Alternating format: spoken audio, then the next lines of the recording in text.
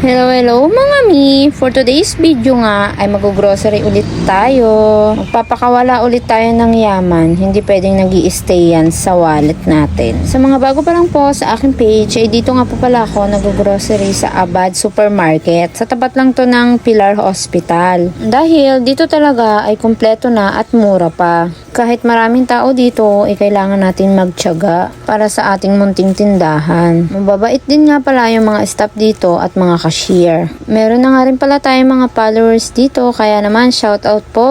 Dumadaan na nga daw ako sa FYP nila. Ay shala! Kaya naman, thank you po sa nakapollow sa akin sa mga staff dito sa Aba. Thank you po. Anyways, eto nga't kumuha na ako ng mga biskwit dahil nga tignan nyo naman tong biskwitan ko. Wala na talagang laman. Dahil nga hindi tayo nakapamalengke ng 3 days. Kaya naman, ayan ang naging itsura ng ating biskwitan. Kaya for the hakot ang antimote ng mga biskit.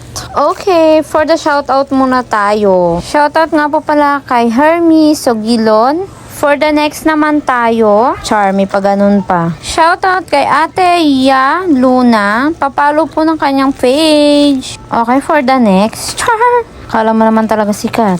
Shoutout naman po kay Casey Manansala Gadi. Oh, sino mga lasinggera dyan? Isa na to, kumakaway na. Siyempre, hindi naman pwede puro tinda ka lang. Sasamahan mo ng konting alak yan. Kailangan ng katawan natin yarn. Oh, pag sinabing konti lang ha. Huwag kayong tumula dito sa mga kapitbahay ko. Yung mga marites na araw-araw nag-iinom. Katulad nito, natuto nang magtimpla kapapanood sa akin. Kaya naman, shout out, Myrene Andres Silapan. Anong na-experience mo, Mi? Napaso ka ba? Ako kasi bago natuto napaso muna ako ng isang beses. Buti isang beses lang. Anyways, nandito pa rin nga ako sa biscuit section. Buti nga ngayon at hindi maraming tao dahil nga may mga pasok. Siguro walang magbabantay ng mga tindahan nila.